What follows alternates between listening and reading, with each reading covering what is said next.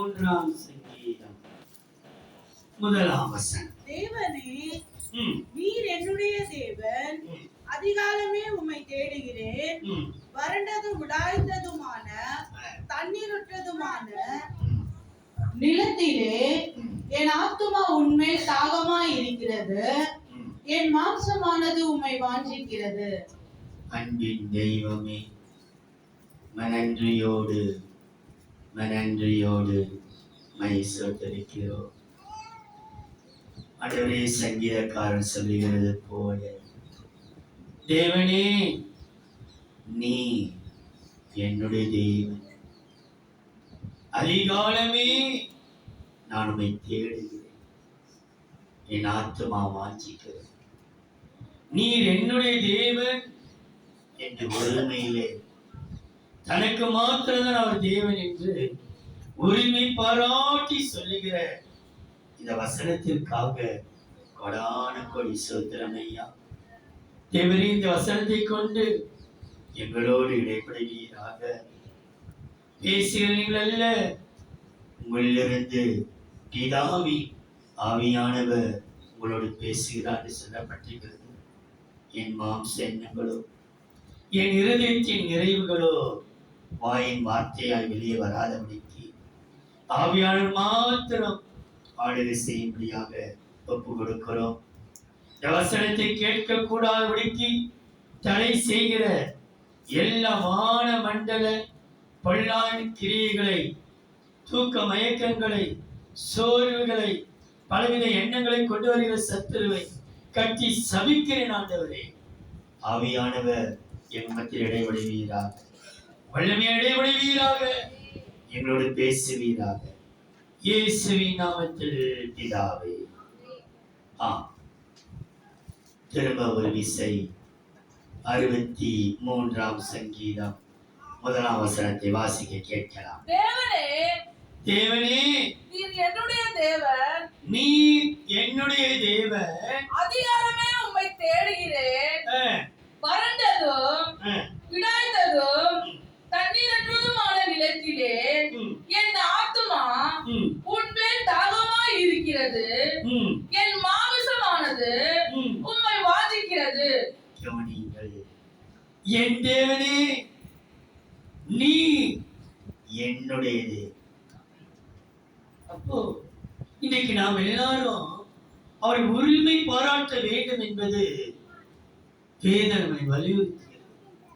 அவர் யாருடைய தேவன்? என்னுடைய தேவன். தேவனே, நீர் என்னுடைய தேவன். நம்ம அவர் அப்படி சொல்லும் பொழுது அவர் காது கொடுத்து கேட்டு அவர் நமக்கு பதில் சொல்ல பாருங்கள். எரேமியா 32ஆம் அதிகாரம் 38ஆம் வசனம். அவர்கள் என் ஜனமாய் இருப்பார்கள்.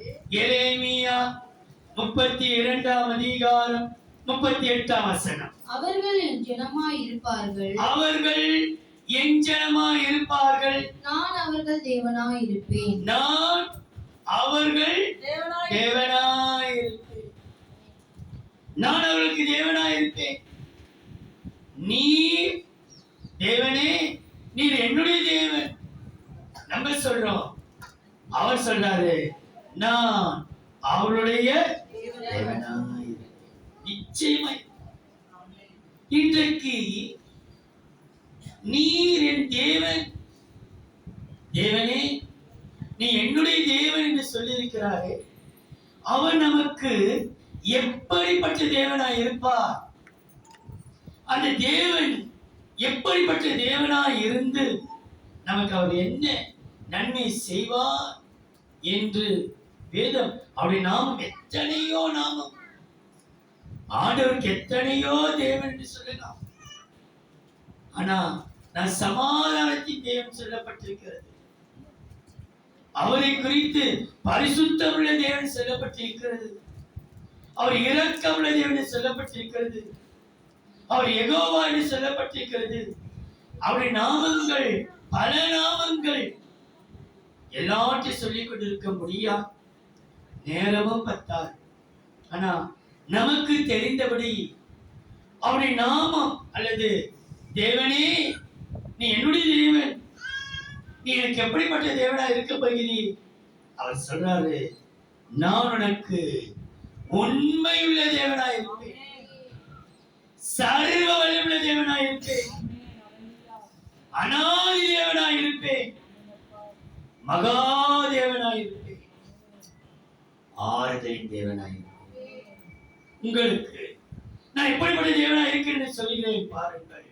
முதலாவதாக உபாகமம் 7ஆம் அதிகாரம் 9ஆம் வசனம். உபாகமம் 7ஆம் அதிகாரம் 9ஆம் வசனம். ஆகையால் உன் தேவனாகிய கர்த்தரே தேவன் என்றும், உன் தேவனாகிய கர்த்தரே தேவன் என்றும் தம்மில் அன்பு கூர்ந்து தமது கற்பனைகளை கைக்கொள்கிறவர்களுக்கு அவருடைய கற்பனைகளை கை கொள்கிறவர்களுக்கு அவர் 1000 தலைமுறை மட்டும் உடன்படிக்கையையும் தயவையும் காக்கிற உண்மையுள்ள தேவன் என்றும். எப்படிப்பட்ட தேவனா இருப்பாரா? உண்மையுள்ள தேவன். அவருடைய கற்பனைகளையும் கட்டளைகளையும் அவர் மேல் அன்பாய் இருக்கிற மக்களுக்கு, நம்முடைய தலைமுறை மாத்திரமல்ல, 1000 தலைமுறை மட்டும் அவர்களுக்கு உண்மை உள்ள தேவனாய், உண்மை உள்ள. நாம் உண்மை இல்லாதவர்களாய் இருந்தாலும் அவர் நமக்கு எப்படிப்பட்டவராக இருக்கிறாரா? உண்மை உள்ள தேவன். இந்த உண்மை உள்ள தேவனை குறித்து வேதம் சொல்கிறதை பாருங்கள். 2 கொரிந்தியர் 1ஆம் அதிகாரம் 18ஆம் வசனம். நாங்கள் உங்களுக்கு சொன்ன வார்த்தை 2 கொரிந்தியர் 1ஆம் அதிகாரம் 18ஆம் வசனம். நாங்கள் உங்களுக்கு சொன்ன வார்த்தை ஆம் அல்ல என்று இருக்கவில்லை. அதற்கு உண்மையுள்ள தேவனே சாட்சி. உண்மையுள்ள தேவனே நம்மை குறித்து அவர் என்ன செய்கிறாரா? உண்மையுள்ள தேவன் நமக்கு சாட்சி. ஆம் என்றும் இல்லை, இல்லை என்றும் இல்லை, நமக்கு உண்மையுள்ள தேவன் தான் நமக்கு சாட்சி. இன்னைக்கு சில வேளையிலே நம்ம சொன்னோம், சொல்லல, நம்ம செய்தோம், இதை செய்யல, இதை கொடுத்தோம், இதை கொடுக்கல, இதை பண்ணினோம், இதை பண்ணல என்று யாருக்கு நிரூபிக்க வேண்டிய அவசியம் அல்ல. நம்முடைய சாட்சி உண்மையுள்ள தேவனிடத்தில் காணப்பட்டுக் கொண்டது. ஆம் என்றும் இல்லை, அல்லென்றும் இல்லை, உண்மையுள்ள தேவன் தான் எங்களுக்கு சாட்சியா. நம்முடைய வாழ்க்கையிலே இந்த ஆண்டு முழுவதும் வரப்போற நாட்களில் தேவன் நமக்கு உண்மை உள்ளவராக இருக்க வேண்டும். எப்படிப்பட்ட தேவனா இருக்க வேண்டும்? தேவனே, நீர் என்னுடைய தேவன், எனக்கு எப்படிப்பட்ட தேவனா இருக்கிறேன்? உண்மையுள்ள தேவன். ஏன் தெரியுமா? அவரிலே அன்பு கூர்ந்து அவருடைய கற்பனை கைக்கொள்கிறவருக்கு அவர் உண்மையுள்ள தேவனா இருக்கிறார். இந்த உண்மையுள்ள தேவன் நமக்கு தனிப்பட்ட விதத்தில் நமக்கு கொடுக்கும் 2 நன்மைகள் உங்களுக்கு சொல்கிறேன் பாருங்கள். முதலாவது பாருங்கள், உண்மையுள்ள தேவன் செய்கிறதை. 1 கொரிந்தியர் 10ஆம் அதிகாரம் 13ஆம் வசனம். 1 கொரிந்தியர் 10ஆம் அதிகாரம் 13ஆம் வசனம். சோதனையே அல்லாமல் வேறே சோதனை உங்களுக்கு நேரிடவில்லை. தேவன் உண்மையுள்ளவராய் இருக்கிறார். தேவன் எப்படிப்பட்டவராய் இருக்கிறாரா? உங்களை அழைக்கிறவர் உண்மை உள்ளவர். அவர் அப்படியே செய்வார். உங்களுடைய தேவன் உண்மையுள்ளவராய் இருக்கிறபடியினால் உங்கள் திராணிக்கு மேலாக நீங்கள் சோதிக்கப்படுகிறதற்கு அவர் இடம் கொடாமல் சோதனையை தாங்கத்தக்கதாக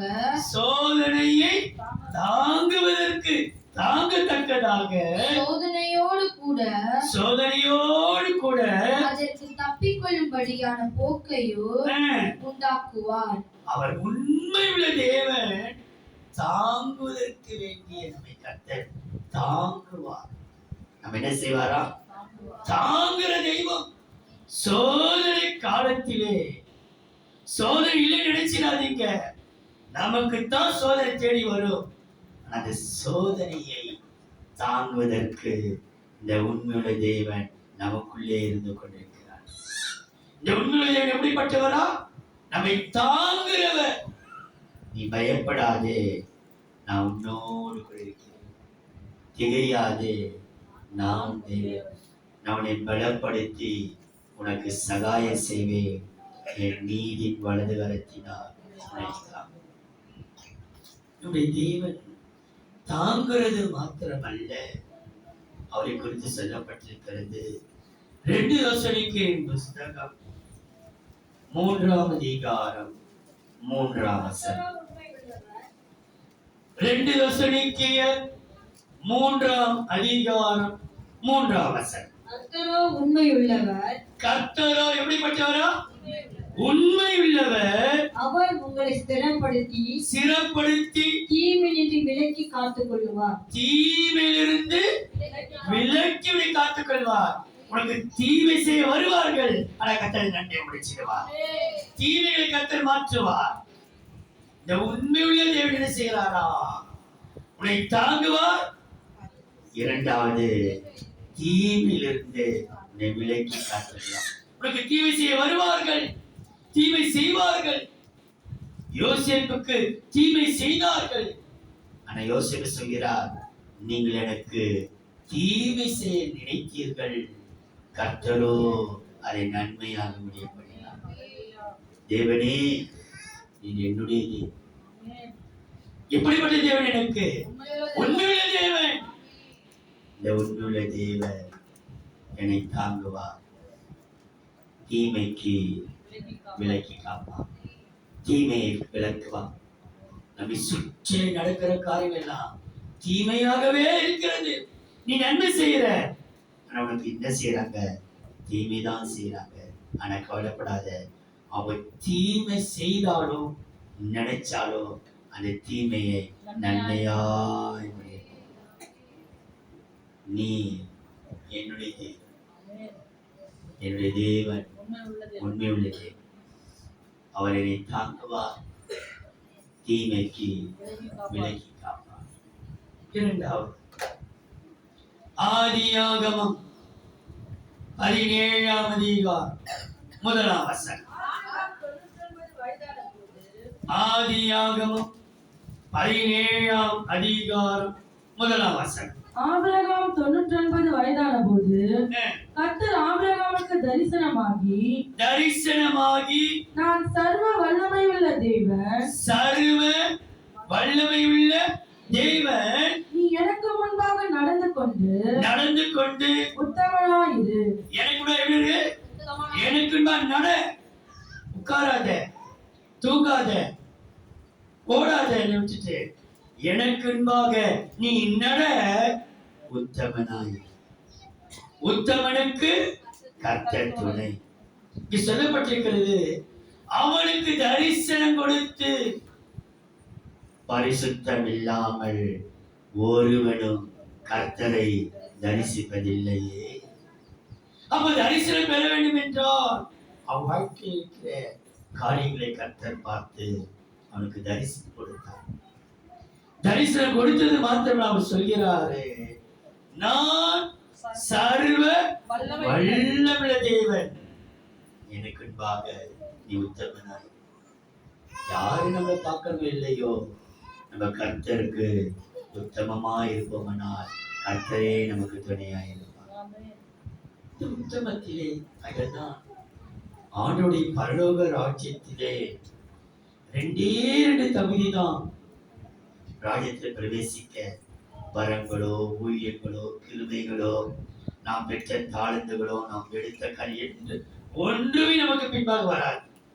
2 நல்லது, உண்மையும் உத்தமுள்ள ஊழியக்காரனே, உன் எஜமானுடைய சந்தோஷத்துக்குள் பிரவேசி. அப்போ 2 தகுதி தான் பரலோகத்துக்கு.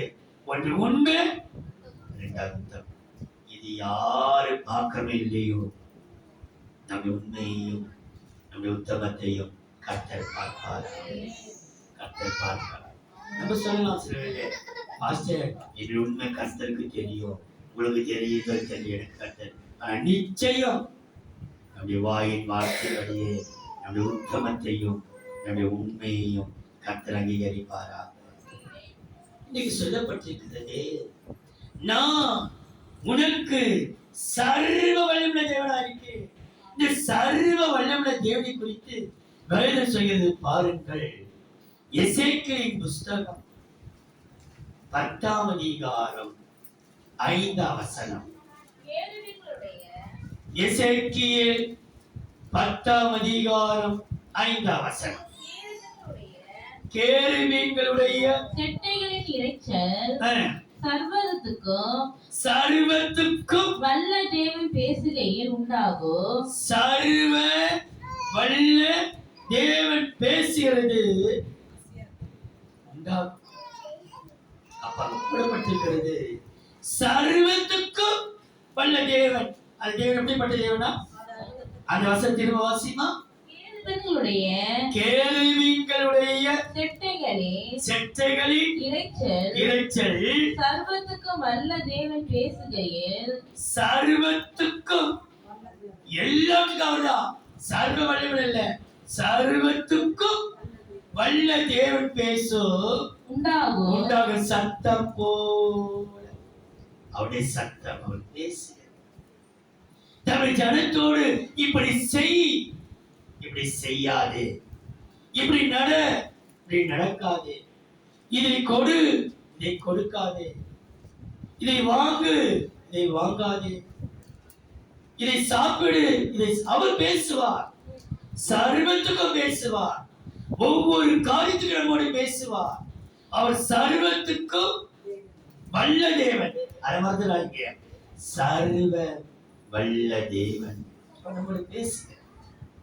அவர் நம்மோடு பேசுகிறதினாலே இந்த சர்வ வல்லவருடைய தேவன் நமக்கு கொடுக்கும் 2 நன்மைகளை பாருங்கள். ஆதியாகமம் 28ஆம் அதிகாரம் 3-4. ஆதியாகமம் 28ஆம் அதிகாரம் 3-4. சர்வ வல்லமையுள்ள தேவன் உன்னை ஆசீர்வதித்து அவருடைய காரியமே நம்மை ஆசீர்வதிக்கிறார். சர்வ வல்லமையுள்ள தேவன் உன்னை ஆசீர்வதித்து நீ பல ஜன கூட்டமாகும்படி உன்னை பலுகவும் பெருகவும் பண்ணி தேவன் ஆபிரகாமுக்கு கொடுத்தது நீ பரதேசியாய் தங்குகிறதுமான தேசத்தை நீ சுதந்தரித்துக் கொள்ளும்படி ஆபிரகாமுக்கு அருளிய ஆசீர்வாதத்தை அவருக்கு கொடுத்த அதே ஆசீர்வாதம் தான், மாற்றமே இல்லை. ஆபிரகாமுக்கு அருளிய ஆசீர்வாதத்தை உனக்கும் உன் சந்ததிக்கும் அருள்வாராக. அவர் கொடுப்பாராக. ஆபிரகாம் கொடுத்த அதே ஆசீர்வாதம் தான், மாற்றமே இல்லை, கடுகளவும். அப்போ சர்வ வல்லவுள்ள தேவன் நம்மை ஆசீர்வதிப்பார். அவனை ஆசீர்வதிக்கிறவர் உண்மையுள்ள தேவன். தாங்குவார், தீமையிலிருந்து விலக்குவார். சர்வ வல்லமுள்ள தேவன் ஆசீர்வதிப்பார். அடுத்தது அவர் செய்ததை பாருங்கள். 2 கொரிந்தியர் 6ஆம் அதிகாரம் 17-18.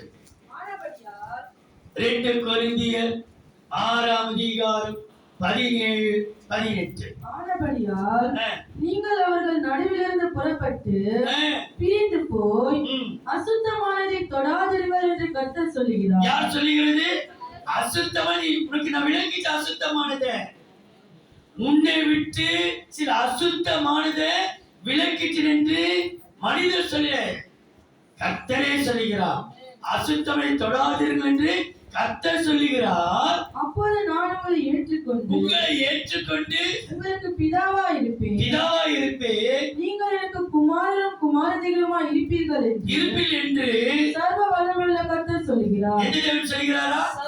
சர்வ வல்லமையுள்ள தேவன். சர்வ வல்லமையுள்ளவர். அவர் ஆசீர்வதிக்கிறவர். இரண்டாவது, அசுத்தத்தை அகற்றுகிறது. உன் சரீரத்திலே எந்த ஒரு அசுத்தமான காரியங்களும் ஆண்டவருக்கு பிடிக்காத இராதபடிக்கு அசுத்தமானதை அகற்றி. அதுதான் சொல்கிறேன், தேவனே நீ என்னுடைய தேவன், உம்மை தேடி வந்திருக்கிறேன். அதிகாலமே உம்மை தேடுகிறேன், உம்மை தேடி வந்திருக்கிறேன். நீ உண்மையுள்ள தேவன், என்னை தாங்குவீர், எனக்கு தீமையிலிருந்து விலக்குவீர். நீ சர்வவல்லமை தேவன், என்னை ஆசீர்வதிப்பீர், அசுத்தத்தை அகற்றுவீர் என்னை விட்டு. ஐயாதான் உம்மை தேடி வந்திருக்கிறேன். மூன்றாவது ஏசாயாவின் புஸ்தகம் 40ஆம் அதிகாரம் 28ஆம் வசனம். ஏசாயா 40ஆம் அதிகாரம் 28ஆம் வசனம். பூமியின் கடையாந்தரங்களை சிருஷ்டித்த கர்த்தராகிய அநாதி தேவன் சோர்ந்து போவதும் இல்லை, இலை படைவதும் இல்லை. அநாதி தேவன் எப்படிப்பட்ட தேவனா? அநாதி தேவன் சோர்ந்து போவதும் இல்லை, இலை படைவதும் இல்லை. இவர்களுக்கு செய்து செய்து செய்து நான் சோர்ந்து போயிட்டேன், என்னால செய்ய முடியாது இவர்களுக்கு அவர் சொல்லவே மாட்டார். நம்முடைய தேவன் அநாதி தேவன். இந்த அநாதி தேவன் நம்மளை எதிர்பார்க்கிற ஒரு காரியத்தை பாருங்கள். வேதம் சொல்கிறது, நெகேமியா 9ஆம் அதிகாரம் 5ஆம் வசனம். நெகேமியா 9ஆம் அதிகாரம் 5ஆம் வசனம். பின்பு லேவியரான யெஷுவா, கத்மியேல், பானி, ஆசாப்நெயா, செரேபியா, ஒதியா, செப்பனியா, பெத்தகியா என்பவர்கள் ஜனங்களை பார்த்து, நீங்கள் எழுந்திருந்து அனாதையாய் என்றென்றைக்கும்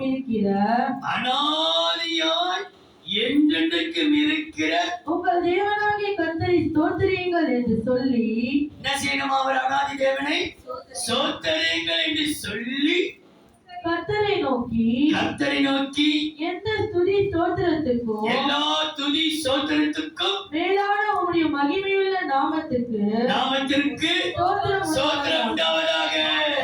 அநாதி தேவனை நீ ஸ்தோத்திரிக்க ஸ்தோத்திரிக்க ஸ்தோத்திரிக்க உன் ஸ்தோத்திரத்தை கர்த்தர் அங்கீகரிக்கிறார். அவர் எந்த துதி ஸ்தோத்திரத்துக்கும் எல்லாத்துக்கும் அவர் பார்க்கிற, அவரை ஸ்தோத்திரிப்பாயாக. இந்த அநாதி தேவன் நம்மை வசனம் சொல்கிறது, அந்த அநாதி தேவனை நாம் ஸ்தோத்தரிக்க ஸ்தோத்தரிக்க ஸ்தோத்தரிக்க, துதிக்க துதிக்க துதிக்க, இந்த தேவன் நமக்கு எப்படிப்பட்ட தேவனாய் காணப்படுகிறார் பாருங்கள். துதிக்கிற மக்களுக்கு. உபாகமம் 33ஆம் அதிகாரம் 27ஆம் வசனம். அநாதி உபாகமம் 33ஆம் அதிகாரம் 27ஆம் வசனம். அநாதி தேவனே உனக்கு அடைக்கலம்.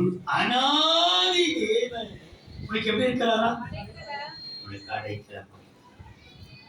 அவர் தான் நமக்கு அடைக்கலம். வேற யாருக்கு அடைக்கலம் கொடுக்க? நான் உனக்கு அடைக்கலம் கொடுக்கிறேன் சொல்கிற ஜனங்கள் கூட அடைக்கலம் கொடுக்க மறந்துடுவார்கள்.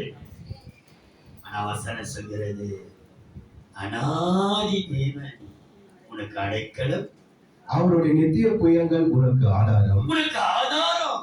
அவர்தான் உனக்கு ஆதாரம், வேற யாரும் ஆதாரம் இல்லை. நீ பேசின பேச்சுக்கு யார் ஆதாரம் வைக்க முடியும்? அவர் ஒருத்தர் தானே, அவர் தான் ஆதாரம். நீ சொல்ற, ஐயோ சத்தியமா நான் சொல்லவே இல்லை, அவங்க சொல்றாங்க நீ சொன்னட்டு, இதுக்கு யார் ஆதாரம்னா ஆண்டவர் ஆதாரம். தேவ பிள்ளையே, உனக்கு உன்னுடைய சத்தியத்தை நிரூபிக்க உனக்கு ஆதாரமா இருக்கிறார். ஏனென்றால் அனாதி தேவனுக்கு சோத்தரிக்க அனாதி தேவன் உனக்கு அடைக்கலம், அவரே உனக்கு ஆதாரம். அவர் உனக்கு முன்னின்று சத்துருக்களை துரத்தி அவர்களை அழித்து போடும் என்று கட்டளையிடுவார். அவரே உனக்கு ஆதாரம், அவருடைய புயங்கள் உனக்கு நித்திய புயல். அனாதி தேவன் உனக்கு அடைக்கலம், அவருடைய நித்திய புயங்கள் உனக்கு ஆதாரம். அப்போ இந்த அனாதி தேவனை ஸ்தோத்தரிக்கிற நமக்கு அவர் முதலாவது செய்கிறது அடைக்கலம் கொடுக்கிறார். அடைக்கலம் கொடுக்கிறது மாத்திரமல்ல, அவருடைய வார்த்தை சொல்கிறது பாருங்கள். ரோமரின் புஸ்தகம் 16ஆம் அதிகாரம் 25ஆம் வசனம். ரோமர் 16ஆம் அதிகாரம் 25ஆம் வசனம். ஆதி காலம் முதல் அடக்கமாயிருந்து இப்போது தீர்க்க தரிசன ஆகமங்களினாலே அனாதி தேவனுடைய கட்டளையின்படி வெளியரங்கமாக்கப்பட்டதும். கவனிங்கள், அனாதி தேவன் அடக்குவாராம். அது வசனம் சொல்லுது, அனாதி தேவன் அடக்கப்படுவார். கொந்தளிக்கிற புயலை அவர் அடக்கிற தேவன். உனக்குள் சீறி வருகிற கோபத்தையும் சீறி வருகிற பாவத்தையும் உன்னால் விட முடியாத காரியத்தையும் அவர் அடக்குவார்.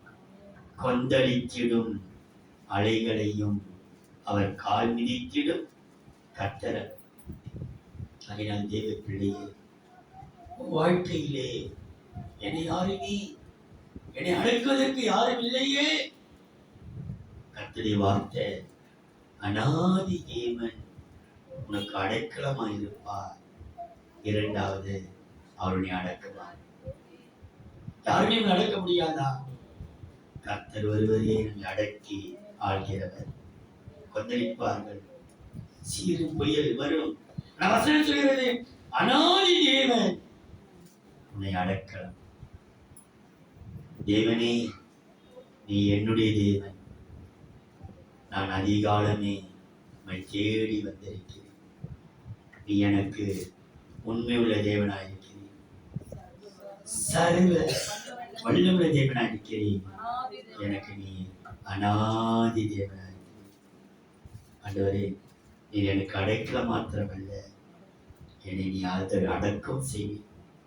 பதறி பேசிவிடுவேன், சில வேளையிலே பதற்றமாய் பேசி விடுகிறேன், பதற்றமாய் செயல்பட்டு விடுகிறேன். அந்த சூழ்நிலாம் அமைதியாயிரு என்று சொல்லி நம்மை அடக்குமா. நம்ம அப்படி விட்டுவிட மாட்டா. சீர் எழும்புகிற கோபம் கொந்தளிக்கும் கூட யார் அடக்கிறாங்களோ இல்லையோ, கர்த்தரை அமைதிப்படுத்தி அடக்குவார். நீங்கள் சோர்ந்து போக வேண்டாம். தேவனே, நீ என்னுடைய எனக்கு நீ உண்மையுள்ள தேவனாயிருக்கிறேன், சர்வ வல்லமுள்ள தேவனாயிருக்கிறேன், அனாதி தேவனாயிருக்கிறேன்.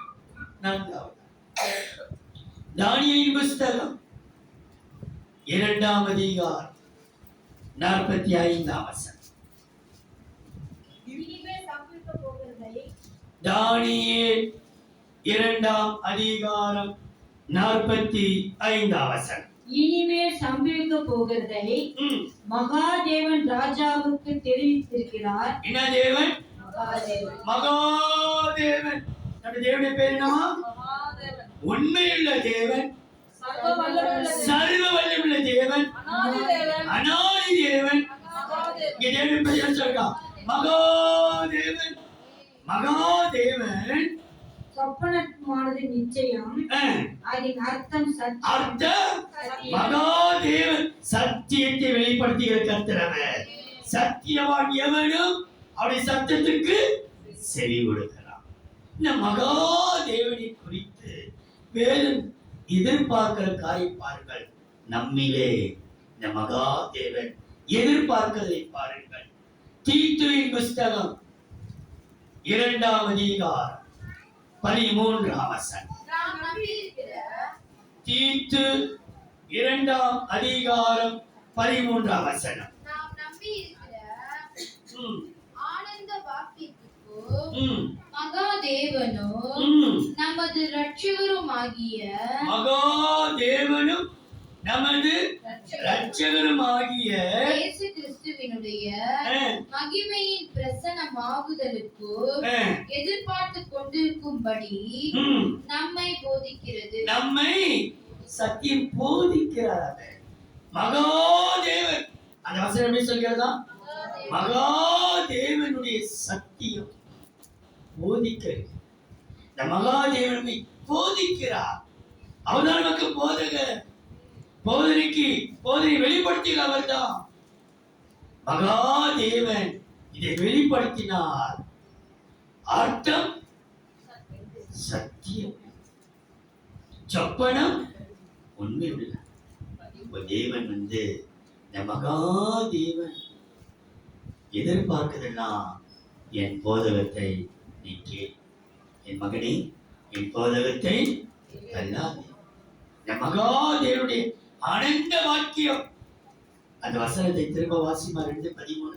தீத்து நாம் நம்பி இருக்கிற ஆனந்த வாக்கியத்துக்கு நான் நம்பி இருக்கிற ஆனந்த வாக்கியத்திற்கும் மகாதேவனும் நமது இரட்சகருமாகிய அஹ், இயேசு கிறிஸ்துவினுடைய மகிமையே பிரசன்னமாகுதலுக்கு அஹ், எதிர்பார்த்து கொண்டிருக்கும்படி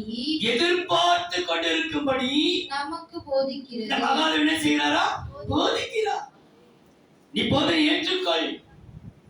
போதிக்கப்படும் பொழுது உன் பிள்ளைகள் எல்லாரும் கர்த்தரால் போதிக்கப்பட்டிருப்பார்கள்.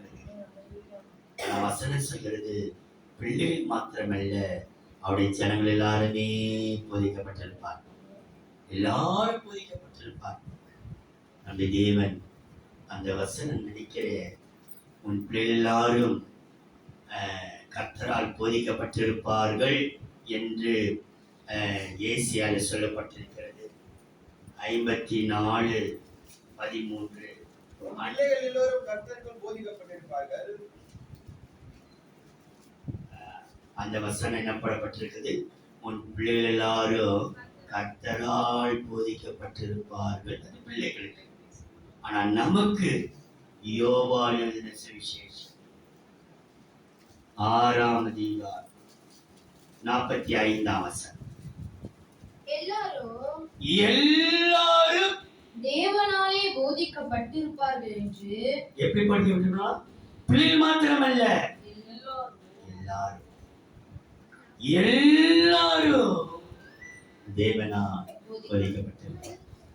அப்போ இந்த போதிக்கப்பட்டிருக்கிற நமக்கு இந்த தேவன், எந்த தேவன்? மகாதேவன் செய்கிற 2 நன்மையை பாருங்கள்.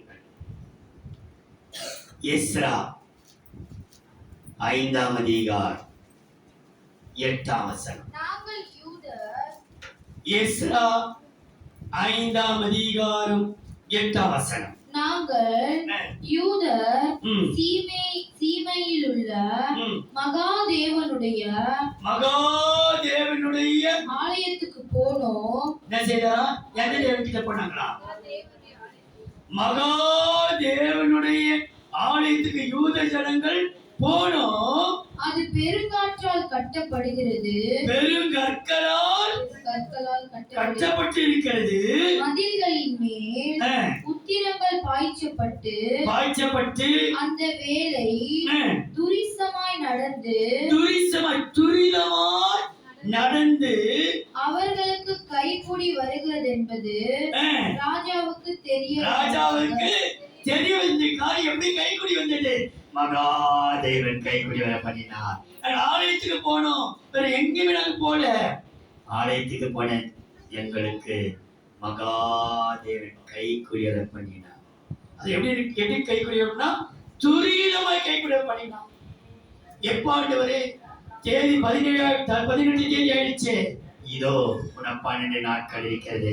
உன் காரியத்தை கத்த கைக்கூடி வர துரிதமாய் நடக்க போகிறது. மகாதேவன் அவருடைய ஆலயத்துக்கு நாங்க போனதினாலே எங்களுடைய காரியம் எல்லாம் கைகூடி வந்தது. அவர் கைக்குடி வரப்பட்டது.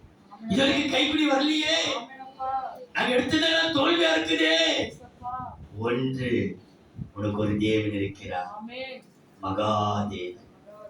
இந்த மகாதேவன் கைக்குடி வர பண்ணுவார். கைக்குடி வருகிறது மாத்திரமல்ல, அங்க போடப்பட்டிருக்கிறது நெகேமியா 9ஆம் அதிகாரம் 32ஆம் வசனம். நெகேமியா 9ஆம் அதிகாரம் 32ஆம் வசனம். இப்பொழுதும் உடன்படிக்கையும் கிருபையும் காக்கிற வல்லமையுள்ள பராக்கிரமமுள்ள மகாதேவனாகிய எந்த தேவனா? மகாதேவனாகிய எங்கள் தேவனே, எங்கள் தேவனே, அசிரிய ராஜாக்களின் நாட்கள் முதற்கொண்டு இந்நாள் வரைக்கும் எங்களுக்கும் எங்கள் ராஜாக்களுக்கும் எங்கள் பிரபுக்களுக்கும் எங்கள் ஆசாரிகளுக்கும் எங்கள் தீர்க்கதரிசிகளுக்கும் எங்கள் பிதாக்களுக்கும் உம்முடைய ஜனங்கள் அனைவருக்கும் நேரிட்ட சகல வருத்தமும் உமக்கு முன்பாக அற்பமாய் காணப்படாதிருப்பதாக. நாங்கள் பட்ட வருத்தங்கள் எல்லாம் நீ பார்த்து சும்மா இருக்காதீங்க. பேரா சொல்றாரு, ஆசாரியர்கள் சகல கடைசி சகல ஜனங்களுக்கும் வருத்தம் இல்லாதிருப்பதாக. தேவ பிள்ளையே, மகாதேவன் கைக்குடி வர பண்ணுவார், வருத்தத்தை மாற்றுவார். வருத்தப்பட்டு பாரம் சுமக்கிற உன்னை பார்த்து சொல்கிறார், உன் வருத்தத்தை மாற்றுவார். எவ்வளவு வருத்தம், சொல்ல முடியாத வருத்தங்கள் உள்ளத்திலே, உன் வருத்தங்களை கர்த்தர் மாற்றுவார். உன் பிள்ளை குறித்த வருத்தம், உன் கணவனை குறித்த வருத்தம், உன் கூட பிறந்த பரப்பணித்த வருத்தம், உன் வாழ்க்கையை குறித்த வருத்தம், உன் எதிர்காலத்தை குறித்த வருத்தங்கள், உன் வருத்தத்தை கர்த்தர் மாற்றுவார். கடைசியாக ஒரு தேவனை சொல்லி முடியும். 2 கொரிந்தியர் 1ஆம் அதிகாரம் 3ஆம் வசனம். கவனியுங்கள். 2 கொரிந்தியர் 1ஆம் அதிகாரம் 3ஆம் வசனத்திலிருந்து 7ஆம் வசனம் முடிய. ஆனா வீட்டில் வாசித்துக் கொள்ளுங்க 7 வரைக்கும். ஆனா 3ஆம் வசனத்தை வாசிக்கலாம். நமது கர்த்தராகிய இயேசு கிறிஸ்துவே பிதாவாகிய தேவனும் இரக்கங்களின் பிதாவும் சகல விதமான ஆறுதலின் தேவனுமாய் இருக்கிறவருக்கு சகல விதமான ஆறுதலின் தேவன். நம்ம தேவன் எப்படிப்பட்டவரா? ஆறுதலின் தேவன். இந்த ஆறுதலின் தேவன் நம்மிடத்தில் எதிர்பார்க்கிற ஒரு காரியத்தை பாருங்கள். 2 கொரிந்தியர் 7ஆம் அதிகாரம் 6ஆம் வசனம். 2 கொரிந்தியர் 7ஆம் அதிகாரம் 6ஆம் வசனம். சிறுமைப்பட்டவர்களுக்கு ஆறுதல் செய்கிற தேவன், சிறுமைப்பட்டவர்களுக்கு ஆறுதல் செய்யும் தேவன் தீர்த்து வந்ததினாலே எங்களுக்கு ஆறுதல் செய்தார். தீர்த்து வந்ததினாலே எங்களுக்கு ஆறுதல் செய்தார். அப்ப மற்ற நாம் அவர் எதிர்பார்க்கிறது சிறுமைப்படுகிற நம் மீது சிந்தை உள்ளவர்கள். சிறுமைப்பட்டிருக்கிறோம், தீர்த்து வந்ததினாலே நாங்கள் ஆறுதல் அடைந்தோம். அதே 2 கொரிந்தியர் 15ஆம் அதிகாரம் 31ஆம் வசனம். மன்னிக்கணும், 13:31 வாசியம். 14:31. அப்ப 1 கொரிந்தியர் 15:34.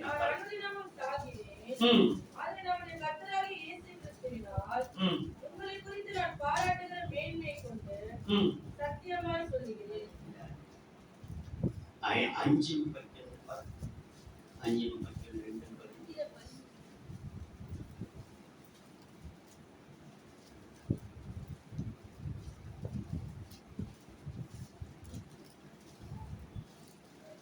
ஒன்று கொரிந்தியர் 2 கொரிந்தியர் 5.